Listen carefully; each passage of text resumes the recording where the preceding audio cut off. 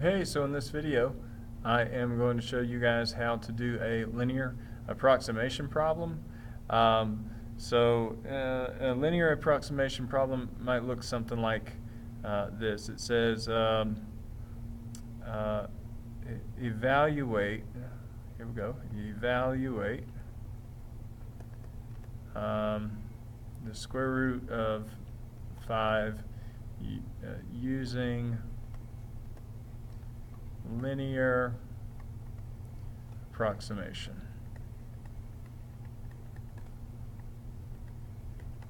Okay. Well, if you're going to approximate the square root of 5, that would be a part of the square root function. So we're going to say f of x equals the square root of x. So the first thing that you'll do is just kind of realize that this is kind of what we're doing. So we have a graph, and it looks like this. And at 5, we don't know what the value is, but we can pick a value very close to it, like 4, and use that. So f of 4 is actually 2. So I just found a point, 4, 2. Okay. And then basically what I'll do after that is all I need to do is find the slope. The reason I need the slope is because you need a point and a slope to write the equation of a line. So this is my point right here, and that point is of course 4, 2. And then we're going to find our slope, and the way we find our slope is by finding f prime, like I said. So f prime of x, we'll think of this function as x to the 1/2 power and just use the power rule. So that'll be 1/2 x to the negative 1/2, or 1/2 times the square root of x.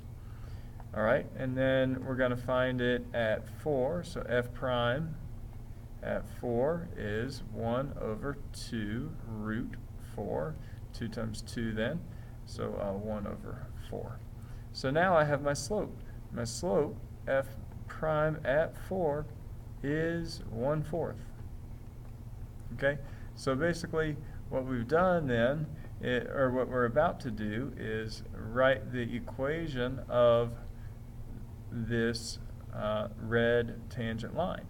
Okay, so the equation of that red tangent line would be, using the point slope formula, we're going to say 1/4, that's our slope, and then x minus 4, that's that point there, the 4, okay, and then we're also going to use that 2, so here we go, plus 2. Alright, and it says that we want to evaluate the square root of 5, so actually we're going to substitute in, instead of calling it y, I'm going to call it y of 5, just meaning that I'm going to substitute a 5 for x there. So this is just 1/4 times 1 plus 2, and our final answer would be 2.25.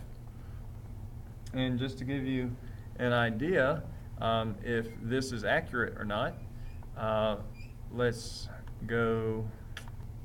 go to our calculator, and actually when I type in the square root of 5 just into my calculator, I get 2.23606, and that'll be enough decimals. So you can see that we're pretty close with our linear approximation. Alright, so we're getting a value that's actually sitting on that red tangent line. It's not exactly on the black curve there, but it is a nice approximation and just one way that we can use derivatives. Alright, I hope that helps.